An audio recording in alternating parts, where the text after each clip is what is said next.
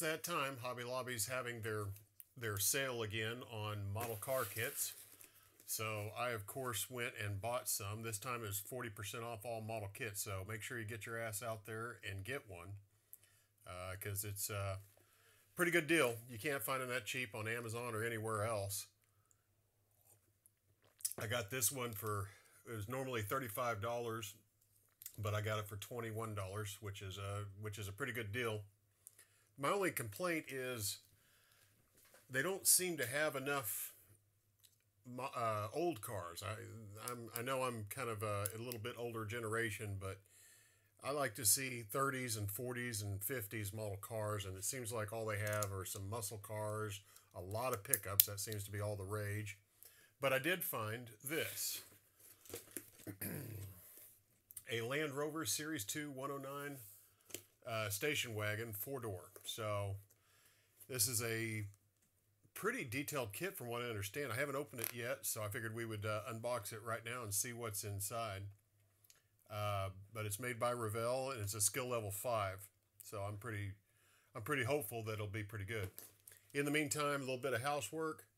I am finishing up the 66 Shelby barn find. Well, it was a 66 Shelby Hertz kit, but I'm doing it in non-Shelby because everybody does a Shelby. But as you can see, I got a lot of dust on there right now. I got a primered fender, some rust coming through. I got a lot more detail work to go. I put in the spark plug wires there. And yeah, so speaking of spark plug wires, I'm having a tough time finding locally any flexible spark plug wires that are the right scale. I've recently acquired a 3D printer, and I'm making my own distributors with the holes pre-drilled, which is pretty cool, but I can't find a very small black wire or even a non-insulated wire that is small enough to go in the little holes and yet is just free-flowing and very easily manipulated, or as far as gravity goes. The one that I did find, it's all over there. The one I did find is some picture hanging wire that I finally found at Home Depot. So if anybody knows of anything really good to use online or on Amazon or something, please drop a link or a comment below and let me know, because I'd really like to find that. So without further ado, let's jump into the Revell kit. I'll go switch to the overhead. And by the way, if you like the video, please click subscribe and ring the bell and turn on your notifications. I switched from my personal YouTube channel over to Hooligan Scale Modeling channel. So I'm in the process of switching all my videos over to here. So bear with me, and apologize for the trouble, but I just wanted to separate the two and make sure I had separation of my personal versus this, which I'm not getting paid for or anything like that. It's just something I do for fun, and which is what this hobby's all about. So don't get too worked up. By the way, if you're a novice and you're just now working on scale models, I've been doing this basically my whole life, which is quite a while for some of you very young people, but just stick with it, and don't forget the main thing, which is just to have fun with it and just play around and let your imagination go wild and make whatever you want to make. I see some people, and you know, it's fine for what they do. That's fine. They get all serious about it, and their channels are just not fun. But you know, screw that. Just have fun with it. That's what we're doing. We're not doing anything serious. We're not curing cancer. We're just working on models and having fun. So without further ado, let's unbox this thing and see what it looks like.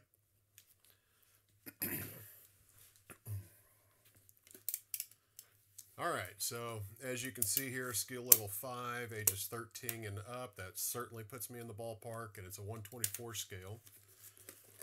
Like I said, it was $35 normally at Hobby Lobby. I'll leave a link below of where you can pick that up online. I believe you can buy it online. Other than that, it looks like on the outside it's fairly straightforward. So let's unbox this damn thing and see what's up. I'm gonna cut it open. With my trusty utility knife. By the way, if you have a Harbor Freight, these things are, I get them on sale for like 50 cents. I've got a whole stack of them over there. They're so handy for things like this. Let's see here. Well, shit. It's a hard one to get open. Of course, when I'm rolling video and I unbox something, it won't come open very easily. Okay. Well, let's set everything out. Wow, there are a bunch of parts in this. This ought to be a good one. The body and the instructions. This is the way instructions should be. Look at that. I love my AMT and Revell kits. I build them a lot. There's no two ways about it, but their instructions are pretty bad. They need to get back to thinking about the kids that might be building these things. Like I was building I think it was I can't remember, a 53 Ford pickup, and it did not even tell you how to put the frame under the body, which I'm old enough and experienced enough that I know how, but some of these kids that, they're just getting into it or young or things like that, they really need to think about that and make it a little bit more kid friendly to play with, because that's the next generation, and us older folks, we can take care of it no problem, but these kids, they're dependent on that. So I'm not going to flip through the whole book, but we'll just kind of take a quick look. Oh, there's the decals. So let's take a look at the decals. Looks like a few gauges, some speaker grills, and a whole variety of license plates to put on. So that ought to be fun. I'm thinking I'm going to have to go British plates, just because that's just the way it should be on a Land Rover. But that's pretty cool. So set that to the side. What is this? Yeah, just some crap. All right, so it gives you a full breakdown of the colors. Everything you need to know is right here. Of course, I use my own colors on most things, but it is really good, especially for beginners and people starting out. The complete parts breakdown. Oh, this is beautiful. Look at that. Why can't all model kits be like this? Oh, that is a great breakdown of everything, how it goes together, and boy, there are a lot of parts. This ought to be a good, fun build. So, anyways, I'll just kind of quickly flip through the seats, the interior, the dash, body, mounting to the body. Oh yeah, this is going to be a great kit. Nice, beautiful. If you have the money, it is worth it to spend the extra $10 to $15 on a good quality kit like this. I know the variety is quite a bit less, but if you can do it and you can find it, go for that. My gosh. It takes a lot less customizing on your part to get everything done. Well, let's start out with the body, because that's what everybody's here after. Appears to be pretty good quality. A little bit of mold issues there, molding issues. I can feel it with my hand. That's going to take some going over with sandpaper and blocking it out, getting rid of some of the mold lines there. But overall, that's a pretty good quality. That's pretty good quality. A little bit of issue there underneath the where I guess the side marker light goes, but not bad, not bad. A little bit of mold lines right there. I don't know if you can see it, but right there, right there. So there's the body. Now let's get into the first bag, which appears to be miscellaneous parts. There's see a hood. We all like to see a hood.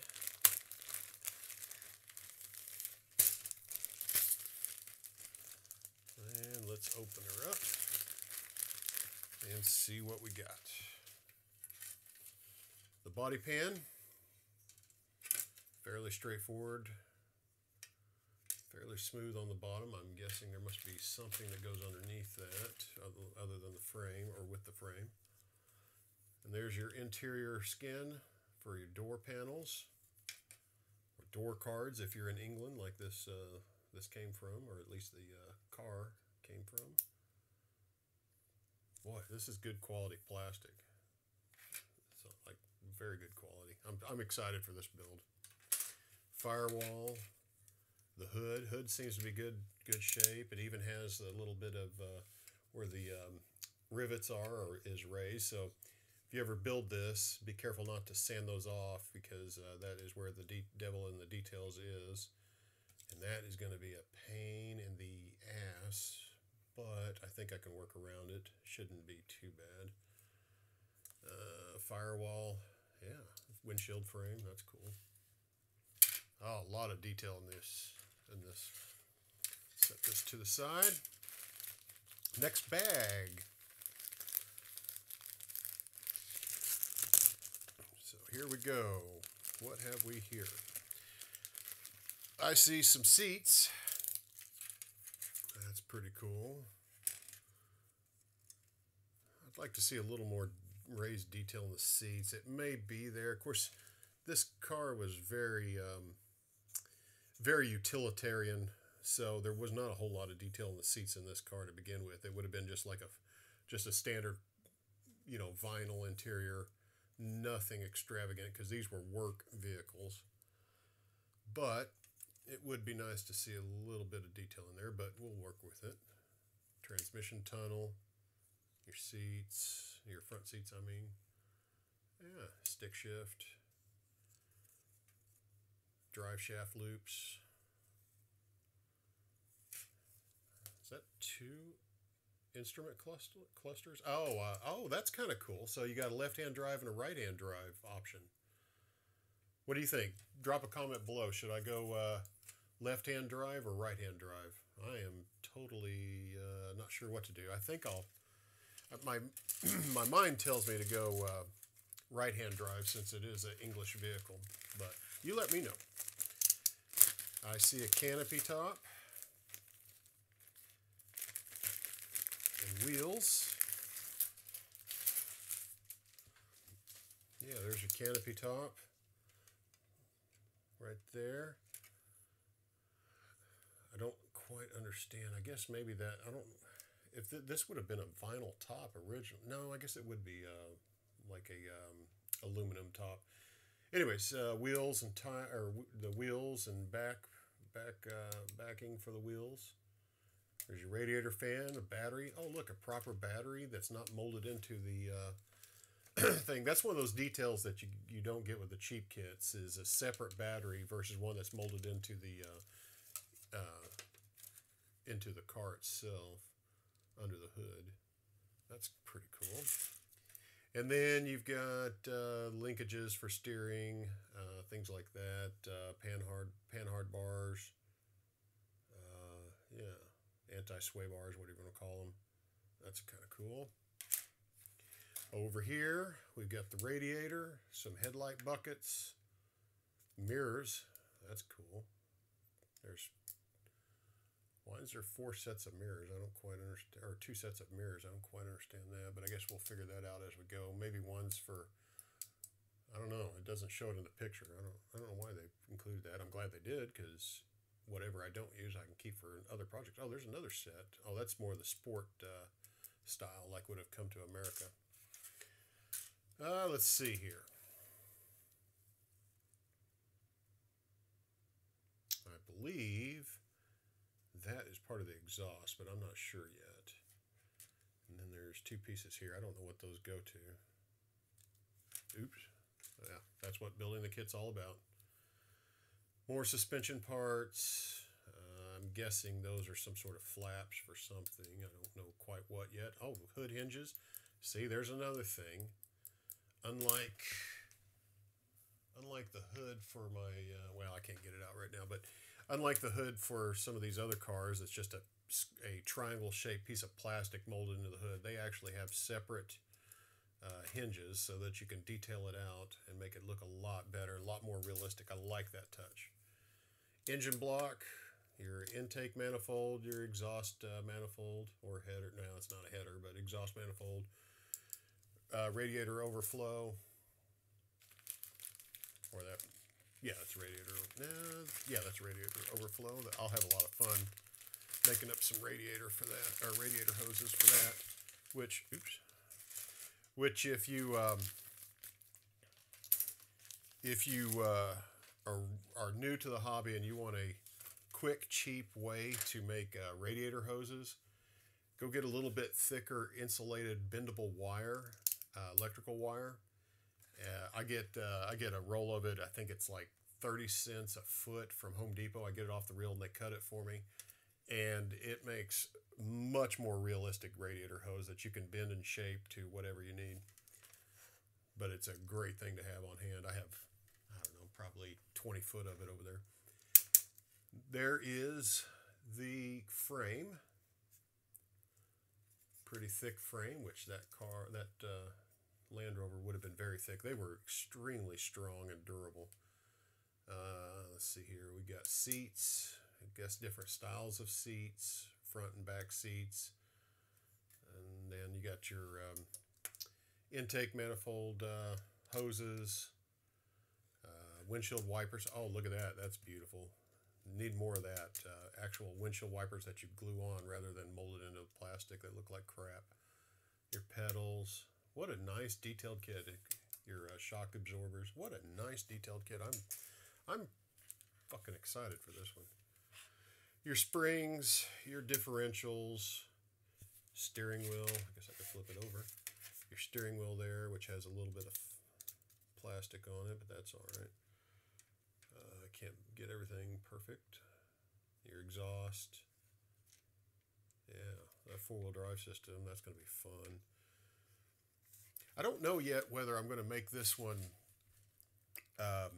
used or like showroom finish. I go back and forth. I know I don't want to do a junker, so I'm thinking I may do one that is basically pretty close to new with just a little bit of, like, maybe they took it out in the dirt and played around with it for a day or two. I may put a little bit of mud around the wheel wells and inside the wheel wells, but overall, I don't want to do this one weathered or rusted or barn find or anything like that. I do that a lot, and it's fun, and I enjoy it, but sometimes you just want to make one nicer. I do a lot of show cars, too, back there, but... all right, on to the clear parts. Here is where the detail matters. Look at the quality of that windshield and rear window. Very good quality, nice and clear. There's no blemishes in it that I can see anywhere. Your headlight bezels, or headlight covers, I should say. Oh, very good. The side windows. Oh, it actually has side windows for the front windows. That's something you don't see often. Your headlights. It's going to be a pretty one, guys. Stay tuned. It's going to be beautiful. Look at the rear tail lights. That's going to be pretty. It's going to be real pretty. So, now, as far as colors go, I have already picked out the colors. So, I'm going to airbrush this one, which I usually do. I'm going to go with a dark blue for the main part of the body. And then I'm going to go with a white for the top. I'll probably put a little bit of tint in this white and make it not quite so pure white, but more of just a slight off-white, because even though these were white on top right out of the box, by the time you drove that around in the sun for more than about a day, they would have a tint to them. So I'm going to do it like that. But if you look here, they've got a kind of a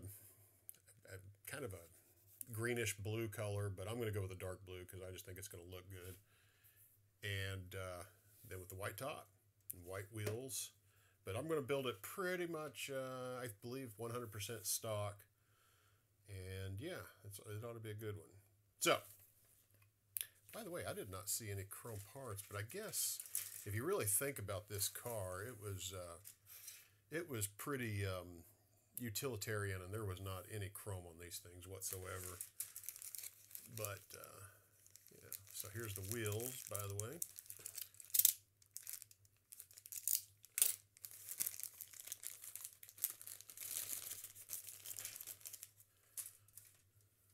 Good quality rubber.